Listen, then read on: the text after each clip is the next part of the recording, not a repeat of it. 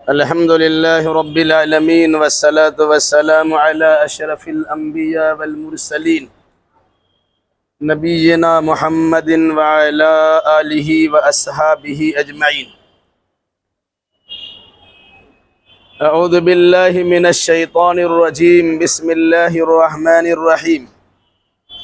اقترب للناس حسابهم وهم في غفلة معرضون ما يأتيهم من ذكر من ربهم محدث إلا استمعوه وهم يلعبون لاهية قلوبهم وأسروا النجوى الذين ظلموا هل هذا إلا بشر مثلكم أفتأتون السحر وأنتم تبصرون.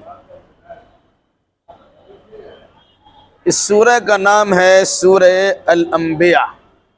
انبیاء نبی کی جمع ہے. اس سورہ میں بعض انبیاء کرام علیہم السلام کا خصوصیت کے ساتھ تذکرہ کیا گیا ہے. اس مناسبت سے اس کا نام سورۃ الانبیاء رکھا گیا. یہ سورہ مکی ہے اور مضمون سے اندازہ ہوتا ہے کہ مکی دور کے آخری ایام میں اس سورہ کا نزول ہوا تھا.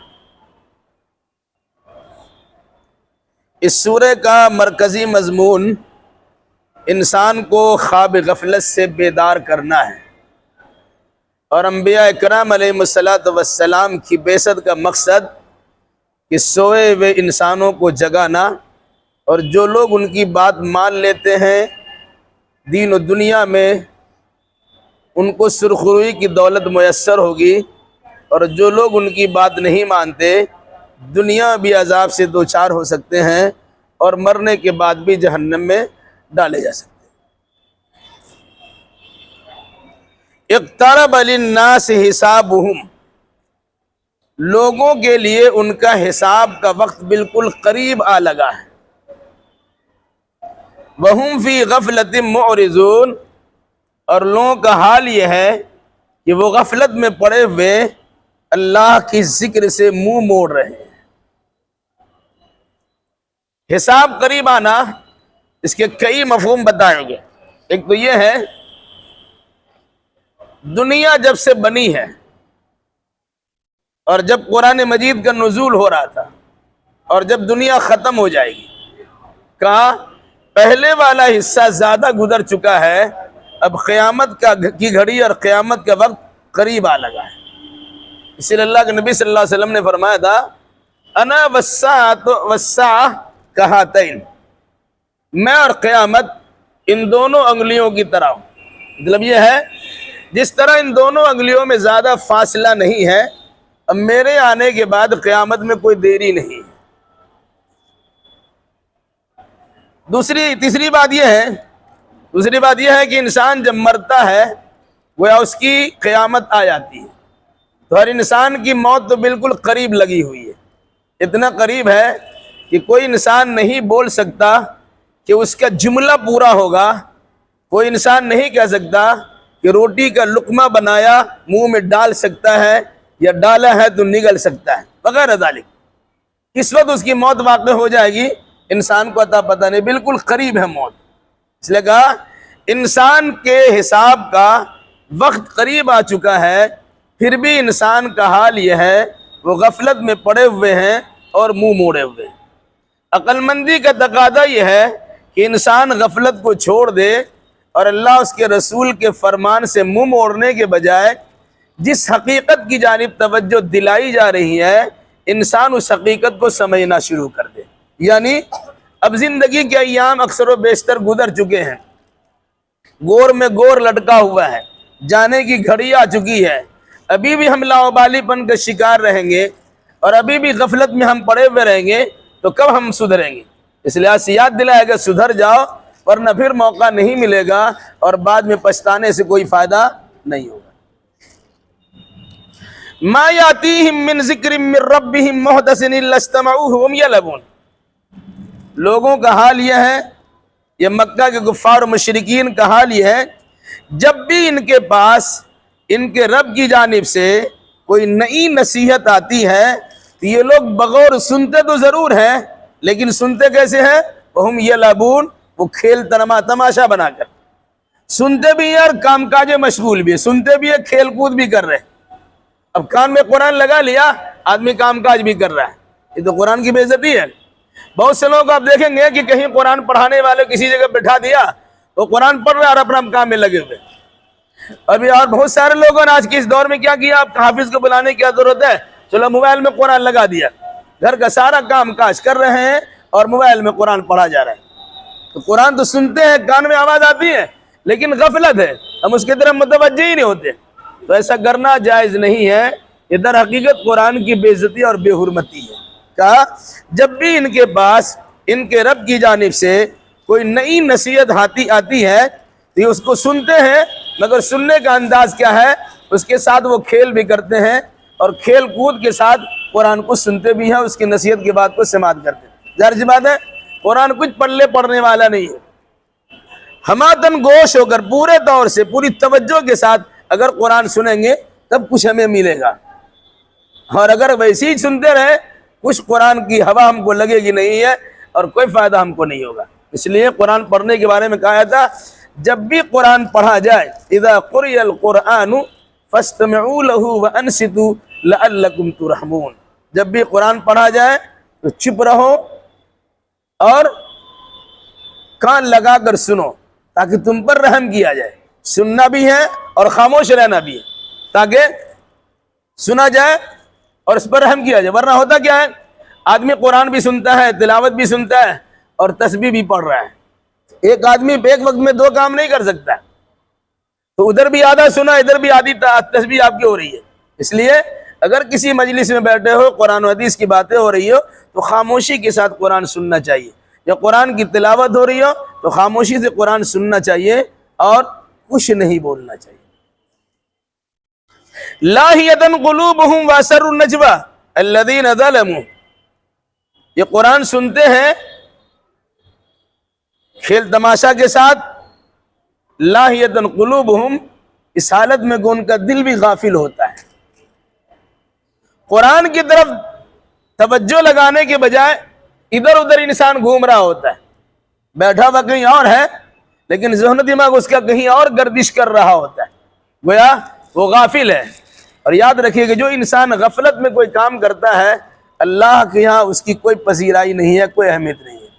اب دعا بھی کیجیے گا، دعا انسان کرتا ہے اور اس طرح کر رہا ہے، وہ غافل ہے تو اللہ تھوڑی دعا قبول کرے گا۔ انسان کہتا ہے کہ اتنی دعائیں ہوتی ہیں، قبول کیسے ہوتی ہے؟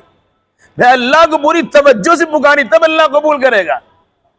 اب دعا کرتے ہیں اور کھیل بنا رکھے، ایسا کرتے رہتے۔ دیکھیے بہت سے لوگ دعا کرتے ہیں اور ادھر دیکھتے ہیں ادھر دیکھتے ہیں، تو کیا دعا قبول ہوگی؟ لاہیۃ قلوبہم، یہ نصیحت کی بات سنتے ہیں لیکن ان کے دل غافل ہوتے ہیں، تو غفلت کے ساتھ نہیں بلکہ پورے شعور کے ساتھ قرآن کو سننا چاہیے۔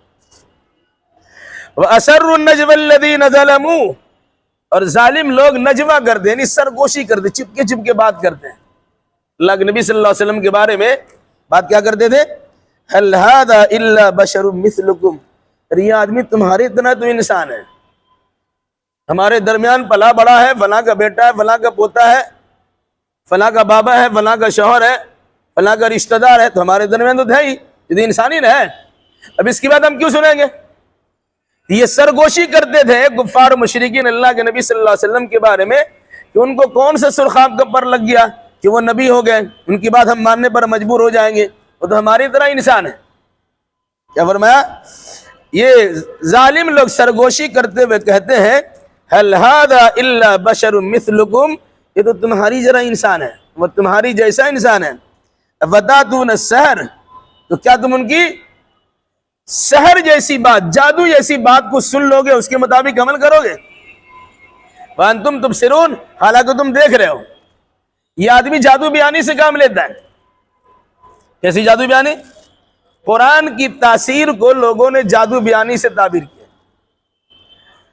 جتنا بھی کٹر مخالف تھا، ابو جہل ہو یا اخنس بن شریق ہو یا اس طرح بڑے بڑے مخالفین، یہ تمام لوگ قرآن کی حقیقت کو سمجھتے تھے، یہ قرآن مبنی پر حقیقت بات بیان کرتا ہے، لیکن اس کے باوجود ایمان نہیں لاتے تھے۔ ایمان نہ لانے کی وجہ کہ ہمارے خاندان میں نبی کا ہی نہیں ہوئے۔ دوسری بات، ان کی تاثیر سے، قرآن کی آیات کی تاثیر کو لوگ تعبیر کرتے ہیں کہ یہ جادوگری ہے، ایسی بات بولتے ہیں کہ لوگ اس کی بات میں چلے آتے ہیں۔ یہ کفار و مشرکین ظالم حضرات اہل ایمان کے مقابلے میں اپنے ساتھیوں کو کہا کرتے تھے چپکے چپکے، اس نبی کی بات، اس آدمی کی بات ماننے کی ضرورت نہیں ہے، یہ تو ہماری طرح آدمی ہے۔ رہا ان کا معاملہ جادو بیانی، قرآن کے اندر جو تاثیر ہے اور جس انداز سے باتیں بیان کرتے ہیں، تو ایسا کرو اس کو تم جادو سمجھ لو، اور جادو سمجھ کر اس کی بات کے قریب مت جاؤ۔ تم جانتے ہو کہ ہمارے درمیان پیدا ہوا ہے، تم دیکھتے ہو کہ محمد ہمارے درمیان ہی کا رہنے والا ہے، آج وہ اچانک بولتا ہم نبی ہو گئے، اور نبی ہونے کے بعد ایسا قرآن ہمیں سنا رہا ہے، قرآن کی ایسی آیتیں سنا رہا ہے، تو کیسے اس کی بات مانیں گے؟ تو یہ اپنے عوام کو کہا کرتے تھے تم ان کی بات میں چلے جاتے ہو تو جادوگری ہے، جانتے بوجھتے اور دیکھ سن کر تم محمد کی بات سنتے ہو، یہ تو اچھی بات نہیں ہے۔ یہ جادو کہہ کر عوام و خواص کو گمراہ کرنے کی کوشش کرتے تھے، اور یہ سرگوشی کرتے، چپکے چپکے بات کرتے تھے۔ قال ربی یعلم القول فی السماء والارض، تو اللہ کے نبی نے کیا فرمایا اس کے جواب میں؟ میرا رب ان ساری باتوں کو جانتا ہے جو آسمانوں میں ہے اور جو زمین میں ہے۔ آسمان کی بات فرشتے کرتے ہیں، زمین کی بات انسان کرتے ہیں۔ کہا اللہ فرشتہ اور انسان سارے لوگوں کی بات کو جانتا ہے، تم اللہ کے رسول کے بارے میں اچھی بات کہتے ہو کہ بری بات کہتے ہو، میرا رب جان رہا ہے۔ اس لیے سنو، وہ السمیع العلیم، وہ اللہ بہت سننے والا اور بہت جاننے والا ہے۔ اگر اس اللہ نے کہا کہ انسان کے پاس نصیحت سے پر کتاب قرآن مجید آ چکی ہے، ان کو غفلت کے بجائے شعور کے ساتھ سننا چاہیے اور اس کے بعد عمل کرنا چاہیے، تو تمہاری ذمہ داری ہے کہ اسی پر عمل کرو۔ انسان کی بات پر مت جاؤ، وہ جھوٹ بھی بول سکتا ہے، سنی سنائی باتیں بیان کر سکتا ہے، لیکن اللہ تبارک و تعالیٰ تو سچ بولتا ہے، مبنی پر حقیقت بولتا ہے، جو بولتا ہے وہی ہوتا ہے۔ اس لیے میرا رب جانتا ہے ان تمام باتوں کو جو آسمانوں میں ہے اور جو زمین میں ہے، کیونکہ وہ بڑا سننے والا اور بڑا جاننے والا ہے۔ بل قالوا اضغاث احلام بل افتراہ بل هو شاعر فلیاتنا بآیۃ کما ارسل الاولون۔ یہ لوگ قرآن کے بارے میں کیا کہتے تھے؟ اضغاث و احلام، یہ بھٹکے ہوئے خیالات ہیں۔ بل افطرا، بلکہ محمد صلی اللہ علیہ وسلم نے اس کو اپنی جانب سے گڑھ لیا، بنا لیا۔ بل ہوا شاعر، بلکہ محمد تو شاعر ہے، اور شاعر کی بات کیسی ہوتی ہے؟ بہکی بہکی باتیں ہوتی ہیں، وہ آسمان و زمین کی قلابیں ملاتے ہیں، حقیقت تو ہوتی نہیں ہے، بہت ساری باتیں لمبی لمبی ہانکتے ہیں۔ ان کفار و مشرکین نے قرآن سے متعلق کم از کم یہ 3 باتیں کہی۔ ایک بات تو یہ ہے کہ اضغاث و احلام یہ بھٹکے ہوئے خیالات ہیں، یعنی اس پر توجہ دینے کی ضرورت نہیں ہے۔ جس طرح آدمی خواب دیکھتا ہے، الٹا پلٹا بہت خواب دیکھتا ہے، اسی انداز کی بات ہے۔ دوسری بات، بل افطرا ہو، یہ اللہ کا کلام نہیں ہے، انہوں نے اپنے سے گڑھ لیا ہے، بڑی عیاری مکاری سے انہوں نے گڑھ لیا ہے اور کر کے کہہ دیا کہ اللہ کی بات ہے۔ ظاہر سی بات ہے، اندازہ لگائیے، قرآن نے جگہ جگہ پر کہا ہے، اگر تم اس قرآن کو کسی انسان کا کلام سمجھتے ہو، کسی مخلوق کا کلام سمجھتے ہو، یا خود محمد عربی کی بات اور ان کا کلام سمجھتے ہو، تو ان سے زیادہ پڑھے لکھے تو تم ہو۔ یہ تو امی محض ہے، انہوں نے لکھنا پڑھنا تو سیکھا ہی نہیں ہے، کبھی کسی مکتب مدرسہ کالج یونیورسٹی کا منہ ہی نہیں دیکھا ہے۔ تو ان کی زبان سے ایسی بات کہ تمہارے پڑھے لکھے لوگ اس کا جواب نہیں دے پاتے۔ تم پڑھے لکھے ہو، لے آؤ قرآن جیسا قرآن، لے آؤ قرآن جیسی 10 سورتیں، لے آؤ قرآن جیسی 1 سورہ، لے آؤ قرآن جیسی 1 آیت، نہیں لا سکتے۔ در حقیقت قرآن کریم کا چیلنج اس لیے چیلنج ہے کہ تم کہتے اس کو گڑھ لیا ہے، اور اللہ کہتا ہے کہ نہیں، تنزیل من رب العالمین، یہ رب العالمین کی طرف سے نازل شدہ کلام ہے۔ تو یہ کہنا کہ اللہ کے نبی نے گڑھ لیا ہے، نعوذ باللہ، یہ بھی الزام ہے۔ یہ کہنا کہ بھٹکے ہوئے خیالات، یہ بھی الزام ہے۔ اور یہ کہنا کہ محمد شاعر اور قرآن ان کی شاعری ہے،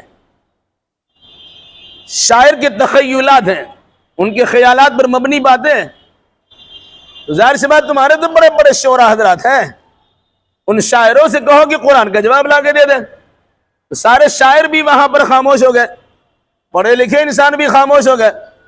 ادیب و انصاف پرداد بھی خاموش ہو گئے، فصیح و بلیغ بھی خاموش ہو گئے، یعنی سارے لوگ گھٹنا ٹیک دیے کہ نہیں، اس قرآن کا جواب ہم نہیں دے سکتے ہیں، پھر بھی ماننے کے لیے تیار نہیں ہو تو سنو، فَلْيَأْتِنَا بِآيَةٍ كَمَا أُرْسِلَ الْأَوَّلُونَ، ساتھ ساتھ یہ لوگ کہتے ہیں تو چاہیے کہ محمد ہمارے پاس ایسے معجزات لے آئے جن معجزات کے ساتھ پہلے رسول تشریف لائے تھے۔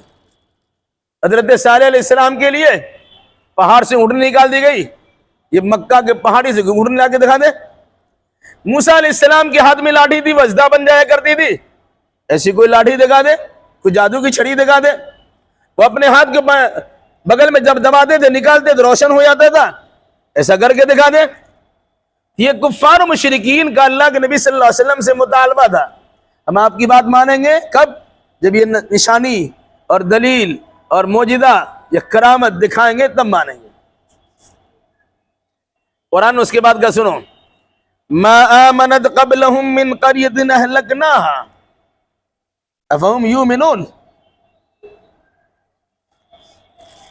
ان سے پہلے جس بستی کے لوگوں نے ایمان نہیں لایا ہم نے ہلاک کر دیا، تو کیا یہ لوگ ایمان لائیں گے؟ مراد کیا ہے؟ یہ لوگ جو دلیل کا مطالبہ کرتے ہیں، معجزات کا مطالبہ کرتے ہیں، نشانی مانگتے ہیں، اب اگر ان کے سامنے نشانی لا دیں گے تو ایمان لائیں گے؟ اس سے پہلے والے لوگوں کے پاس بھی تو نشانی آئی تھی، فرعون کو بھی معجزہ دکھایا گیا تھا، حضرت صالح نے اپنے قوم سمود کو بھی معجزہ دکھایا تھا، وہ لوگ تو نہیں مانے۔ لیکن اللہ کا دستور رہا ہے اگر کسی قوم کی جانب سے معجزہ کا مطالبہ ہوتا ہے اور پھر معجزہ انہیں عطا کر دیا جاتا، دکھا دیا جاتا، پھر وہ قوم ماننے کے لیے تیار نہیں ہوتی، اس قوم کو روئے زمین پہ رہنے کا حق نہیں ہوتا۔ آپ کو سمجھایا گیا، آپ نہیں سمجھے، کوئی بات نہیں، اب کافی رو کے رہیے، وہ آپ کا معاملہ ہے، مرنے کے بعد اس کا معاملہ دیکھا جائے گا۔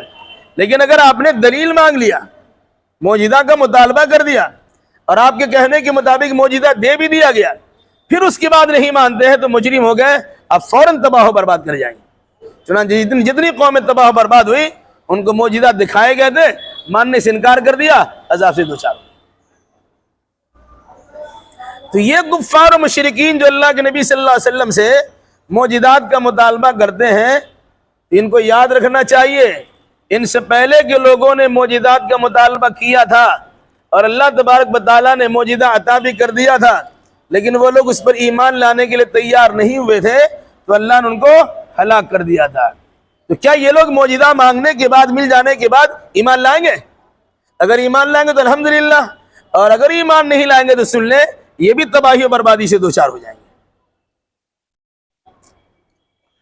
وَمَا أَرْسَلْنَا قَبْلَكَ إِلَّا رِجَالًا نُوحِي إِلَيْهِمْ فَاسْأَلُوا أَهْلَ الذِّكْرِ إِن كُنتُمْ لَا تَعْلَمُونَ۔ اے نبی، ہم نے آپ سے پہلے جن کو بھی رسول بنایا وہ سب کے سب انسان ہی تھے، وہ سب کے سب انسان اور آدمی ہی تھے، نوحی علیہم، جن پر ہم وحی کرتے رہے ہیں۔ فَاسْأَلُوا أَهْلَ الذِّكْرِ، اے مکہ کے لوگوں یا اے قیامت تک کے انسانوں، اگر تم کو معلوم نہیں ہے تو علم والے سے پوچھ لو۔ مراد یہ اہل کتاب، ان کے پاس علم موجود ہے، تورات و انجیل موجود ہے، ان لوگوں سے پوچھئے کہ اللہ نے آدم علیہ السلام سے لے کے عیسیٰ علیہ السلام تک جتنے انبیاء کو بھیجا ہے وہ کوئی جنات نہیں اور کوئی فرشتہ نہیں، وہ سارے انسان تھے۔ اب اگر محمد صلی اللہ علیہ وسلم تمہارے درمیان اللہ کے آخری رسول بن کر آئے ہیں، ان کے بارے میں تمہارا کیا خیال ہے؟ یہ کہہ کے انکار کرتے ہو کہ یہ بھی انسان ہے، اس لیے نہیں مانیں گے؟ تو تمہیں سمجھنا چاہیے ان سے پہلے بھی جتنے نبی اور رسول آئے سب کے سب انسان تھے، اور اللہ نے انسان ہی کو رسول بنایا، کسی اور کو نہیں بنایا۔ اگر اس کو جاننا ہو فَاسْأَلُوا أَهْلَ الذِّكْرِ إِن كُنتُمْ لَا تَعْلَمُونَ، اگر تم نہیں جانتے ہو تو جاننے والوں سے پوچھ لو۔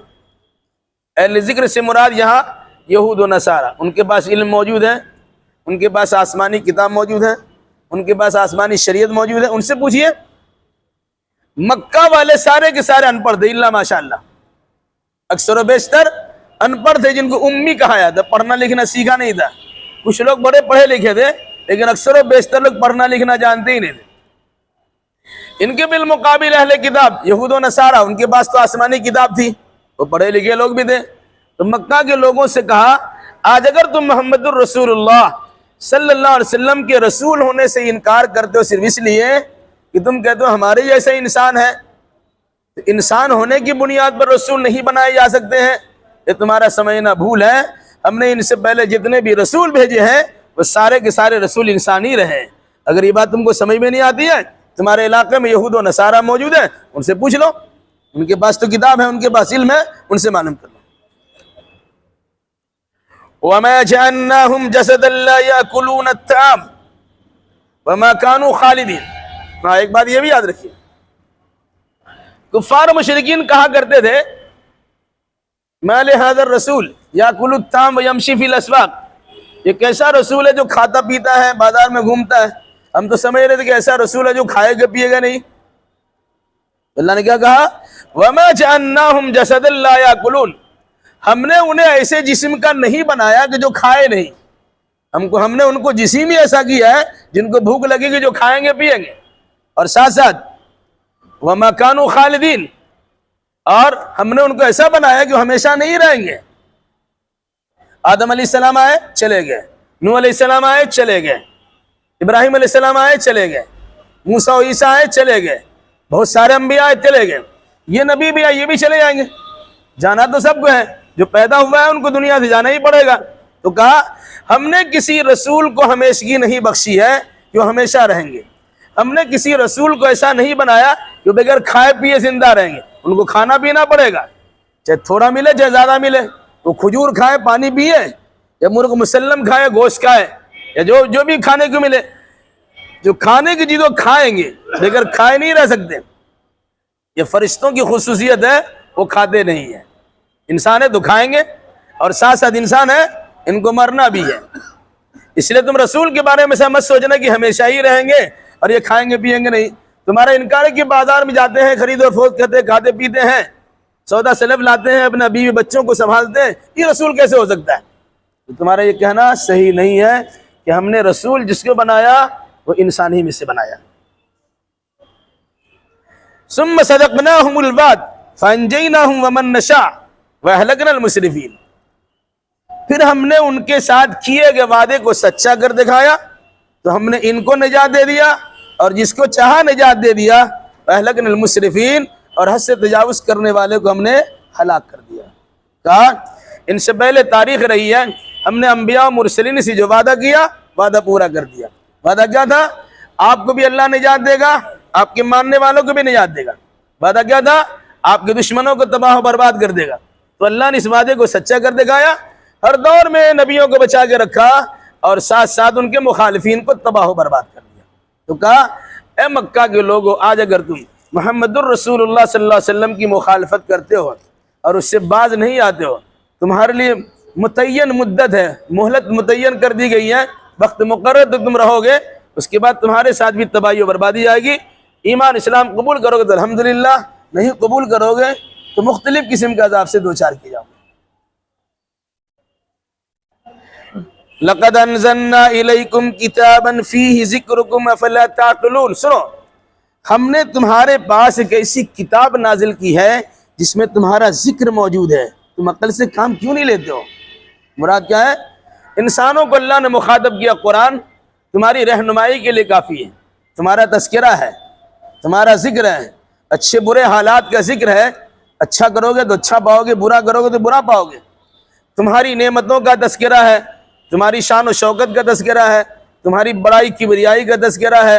پھر اگر نہیں مانو گے تمہارے عذاب کا تذکرہ ہے، تمہاری ذلت و خواری کا تذکرہ ہے، تمہاری رفعت و بلندی کا تذکرہ ہے، تمہارے پستی میں گرنے کا بھی تذکرہ. کیا مطلب؟ مانو گے تو الحمدللہ، نہیں مانو گے تو پھر اللہ کے عذاب سے بچ نہیں سکو گے. اس لیے اس قرآن پر ایمان لاؤ، اور قرآن نے جن جن چیزوں کی رہنمائی کی ہے ان چیزوں کو ماننے کے لیے تیار ہو. اللہ ہمیں اور آپ کو اور جملہ مسلمانوں کو کتاب و سنت کی روشنی میں عقیدہ و اعمال بجا لانے کی توفیق مرحمت فرمائے. آمین.